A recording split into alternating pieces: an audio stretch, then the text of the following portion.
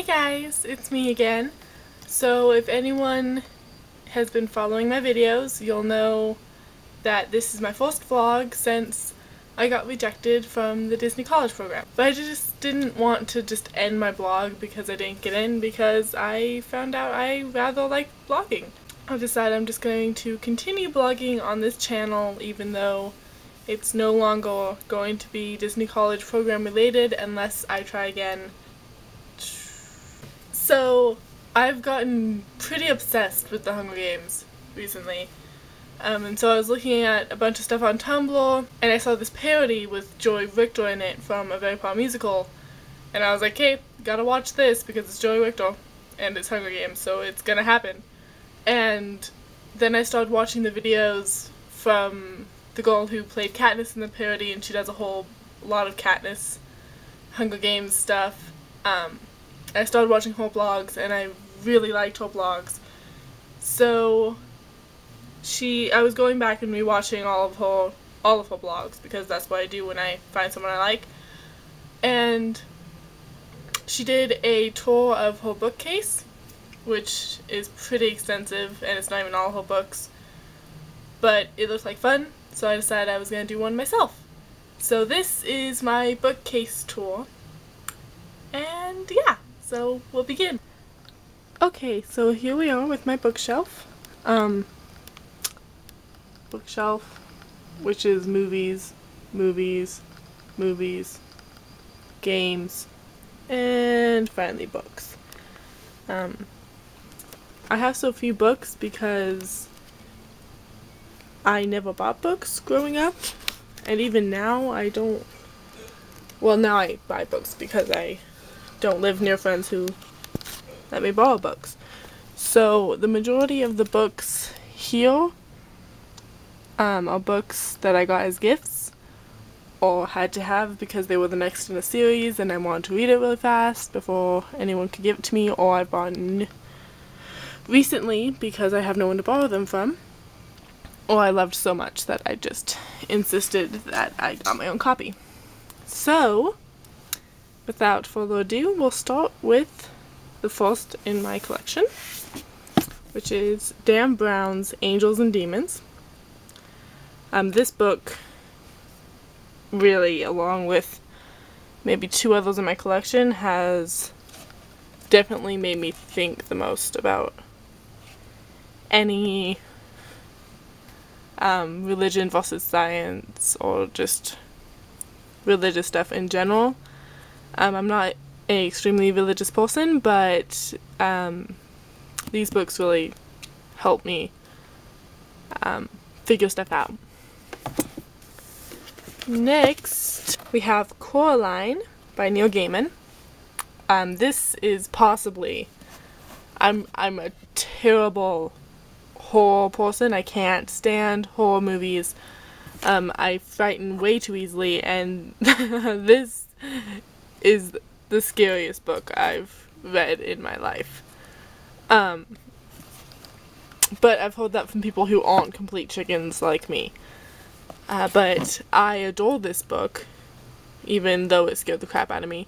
But this is so much better than the movie. If you liked the movie, you'll love the book. If you didn't like the movie, you'll still probably like the book, because it's a great book. Neil Gaiman is really an amazing writer.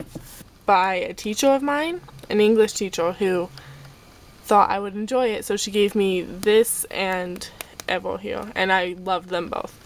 This is actually two books, The Crown Duel and Court Duel, combined into one solid book. And I liked the first installment of this a lot better than the second, but I did enjoy them both. It's kind of a fantasy adventure book with some romance in there. Next, I have all these, but I don't know where Subtle Knife is right now. There's the Golden Compass, his Dark Materials series.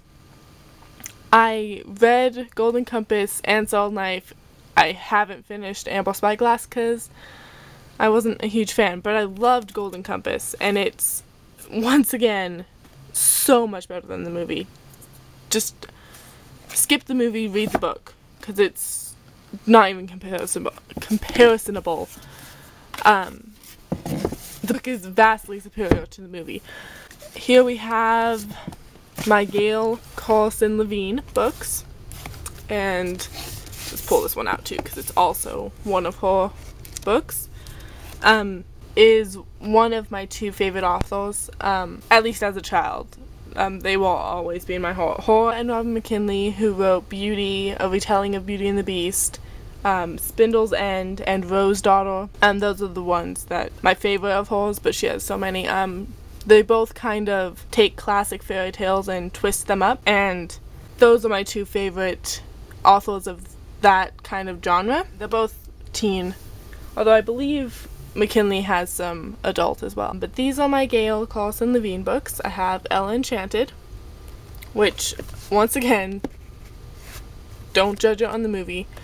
Ella Enchanted is the story of Cinderella, and it's a lovely story of really cute romance and literally makes you laugh out loud. It's hilarious. I recommend this to anyone, no matter what age, because it's a beautiful story.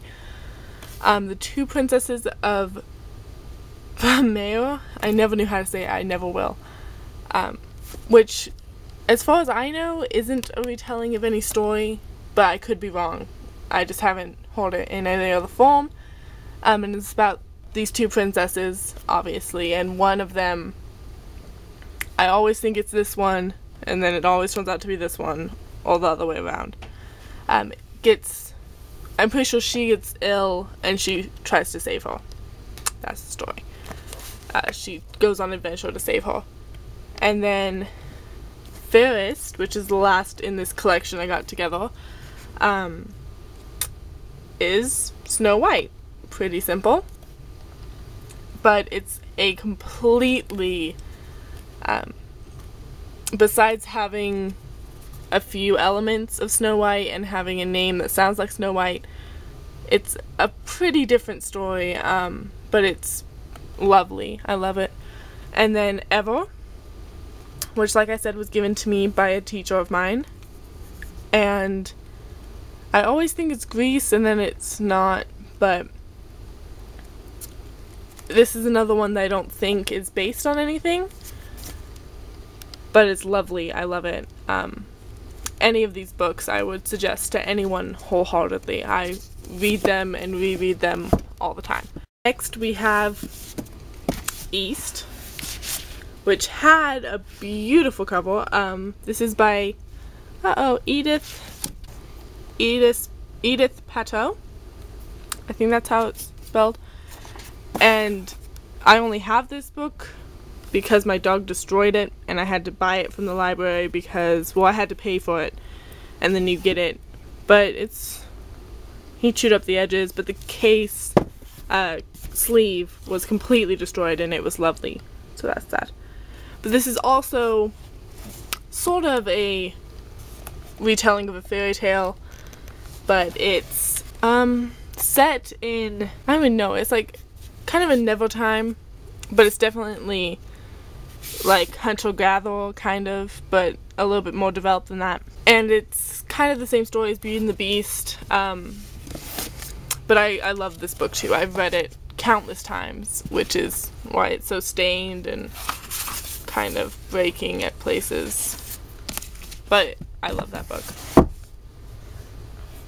And the majority of my books are really teen, and I'm okay with that. Here we have Extras, which is the last, or if I'm unaware of a new one, but as far as I know, it's the last book in the Uglies series.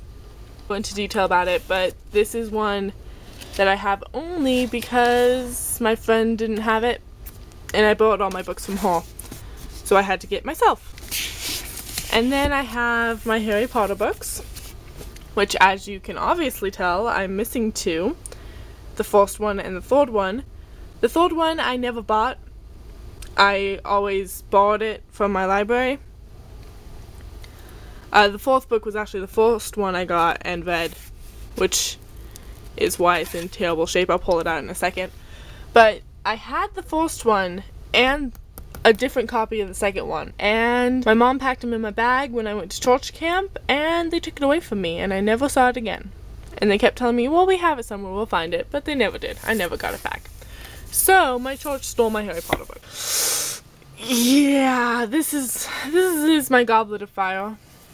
I'm not afraid to say that I'm ashamed of this, but as you can see, it's definitely a little worse for wear, because I've read it countless times.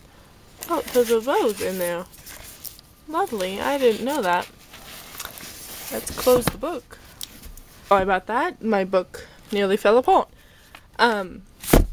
But as I said, this was the first book I ever got of the Harry Potter series. It was the first I read. I read this right after Chamber of Secrets came out. So no, I wasn't on the Harry Potter bandwagon at the beginning. I saw the first movie, but I hadn't read the book. And then I saw the second movie and had this book, but I hadn't started it yet. So I read this before I read the third one, and I thought Sirius's name was like, I don't know how I said it, but I thought it was pronounced differently. So in the third movie, I went through the entire movie being like, they're saying his name wrong. And then I realized, nope, they're saying it right. I was wrong.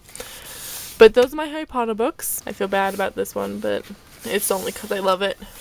Next we have The Help, which I am ashamed to say I have not finished yet. I fully intend to, because I made a vow that I would finish it before I start any other book. But I'm sure you all know what The Help is, and if not, get on that, man, because it's a great book, even though I haven't finished it yet. And I have seen the movie. I'm not gonna lie and say I haven't seen the movie yet, but I saw it and I loved it. I will finish the book. And this is the book that I vowed not to read until I was done with The Help, called Hidden Mickey by Nancy Temple Rodrich, however you say that last name, and David W. Smith. And as it says there, it's an autographed copy. My first autographed book I've ever had. See, there's my name. And there's the signature. I got this about a week and a half maybe before I got rejected. And as far as I know, it's about two guys who look for buried treasure in Disneyland. I'm not sure, but that's what I think it is. Haven't started it yet because I haven't finished The Help. And now we come to my first guilty pleasure, The Host. Now I read Twilight and all the following books, and I'm going to tell you I loved them. I'm moving on. But this is still a guilty pleasure of mine. Basically, if you've seen The Body Snatchers, or read The Body Snatchers, or seen the movie with Nicole Kidman, I don't remember the name, it's basically like that. Aliens take over humans' bodies and control their minds and stuff like that. This alien has inhabited this girl's body and is trying to get the girl to lead the alien in her head, controlling her to the people she loves. The cover art is some of the most stunning I've seen in my life. So yeah, that's my first guilty pleasure. Howl's Moving Castle by Dana Wayne Jones. I am a huge Hayao Miyazaki fan. This is actually my friend Jen's book. She read it for me and then let me borrow it, and it hasn't made its way back to her yet. That's okay because I think she has my beauty. So it's a trade until we get it back. This one, I'm not going to say don't judge the book on the movie, because it's pretty impossible, because they're two completely separate. They're just so completely different that you can't judge one on the other. I love them both. I love them differently, and that's all I have to say about that. And of course I have Catching Fire and Mockingjay and Hunger Games. I just don't know where it is, because it's being passed around my household for everyone to read before the movie comes out, which I'm pretty sure everyone has read it, so I don't know where it is at the moment. But I'm not going to say anything about these because that would spoil stuff, and I'm not doing that. So moving on.